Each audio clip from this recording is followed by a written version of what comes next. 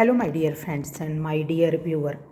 आज इस वीडियो में हम बात करेंगे Calcutta rape case. Calcutta rape case सिर्फ एक रेप केस ही नहीं है। सबसे पहली बात तो रेप ही बहुत बड़ा ऑफेंस है। ये किसी इंसान के प्रति ऑफेंस है, किसी के अस्तित्व को ख़त्म करने वाला ऑफेंस है। इसमें ब्रूटली रेप किया गया है, ब्रूटली मर्डर किया गया है। फिर उससे सबसे बड़ी बात दुख की बात भी है और कहीं ना कहीं डर की बात भी है। ये एज ए लेडी बहुत बड़े डर की बात हो जाती है कि कुछ टाइम पहले ही निर्भया कांड हुआ था, कुछ साल ही तो हुए हैं, इतना बड़ा कांड किया गया था। फिर कुछ मणिपुर के केस, कुछ कलकत्ता के बाद यहाँ पर वेस्ट बंगाल वाला केस, कितने केस, कितनी लड़कियाँ, ठीक है। और अब इसमें बात आती है कि कुछ बड़ी गिरफ्तारी हुई हैं जो अभी हुई हैं, पहले क्यों नहीं हुई हैं। जैसे एसएचओ साहब, जो ताला पुलिस स्टेशन है वहाँ के एसएचओ की गिरफ्तारी की गई है, ठीक है। उन एसएचओ साहब की गिरफ्तारी विद इन 24 आवर्स में होनी चाहिए थी, कॉल डिटेल निकलनी चाहिए थी उनकी, ठीक है। और सस्पेंशन उनका 24 घंटे में होना चाहिए था, जो इतने दिन बाद ये सब किया गया है। उसके बाद डॉक्टर घोष का प्राइमा फेसाई सेम डे सारी उन पे शक आ गया था कि कैसे उन्होंने मर्डर केस को सुसाइड में बदलने की कोशिश की है, कैसे उनके माँ बाप पर उन्होंने प्रेशर बनाया है, कैसे उन्होंने ये सब काम किया है।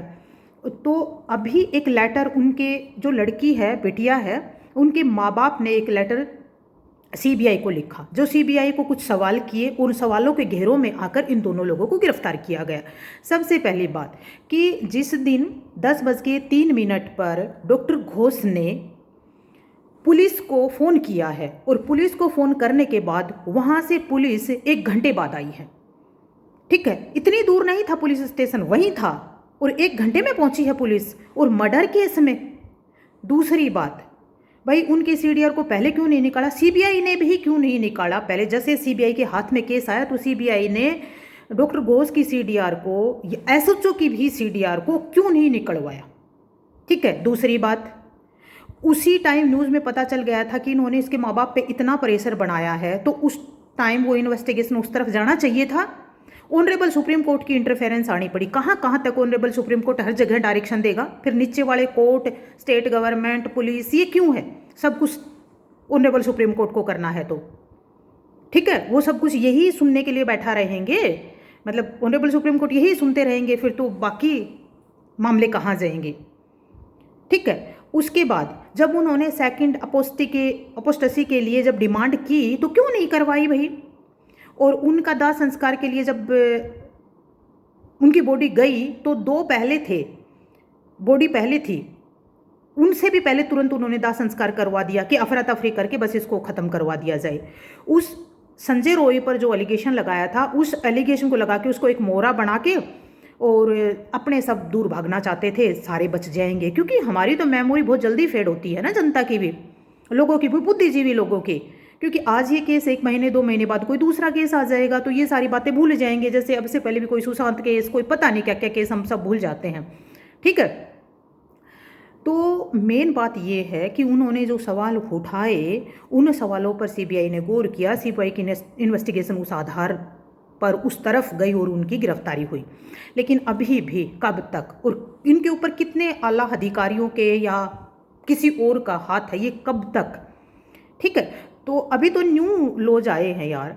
अब न्यू लॉज में एट लिस्ट ये तो होना ही चाहिए था कि इतने बड़े ऑफेंस में यदि पुलिस ऑफिसर एफआईआर दर्ज नहीं करती है, 14 घंटे बाद एफआईआर दर्ज की है, तो क्या वहाँ के एसएचओ को, वहाँ के आईओ को, जिसके अंडर ये केस आया था, जिसकी पुलिस में रिस्पॉन्सिबिलिटी बनती है, उनको 24 आवर में सस्पेंड नहीं करना चाहिए था? बिल्कुल करना चाहिए था। हमारे पास नई कानून में ऐसा प्रोविजन जरूर होना चाहिए थी कि बड़े ऑफेंस में तुरंत कार्रवाई करे। यदि वो इन लॉज की डायरेक्शन फॉलो नहीं करते हैं तो बिल्कुल करना चाहिए था, ठीक है। फिर नए लॉज कहाँ काम आएंगे, छोटे मोटे में कोई बात नहीं, छोड़ो, क्योंकि उनकी भी अपनी नौकरी होती है, उनके भी अपने प्रिकॉशन होते हैं, इतने बड़े अपराध में, ठीक है। चलो अब बात टोटल मिला के ये बात है, भाई 2 बड़ी गिरफ्तारी हो गई हैं। अब देखो इन्वेस्टिगेशन कहाँ तक जाती है और कौन कौन मिलते हैं। लेकिन ध्यान रखना होगा, इस बात पे सबको सोचना होगा। हर 2 महीने में हम नई बातें आ जाती हैं और पुरानी बातों को भूल जाते हैं, तो ऐसे ये सारी चीज़ें बढ़ती चली जाएंगी और ख़तरा इतना बढ़ जाएगा कि पता नहीं कितनी लड़कियों को इसका शिकार कौन होना पड़ेगा। बाय, जय हिंद, जय भारत।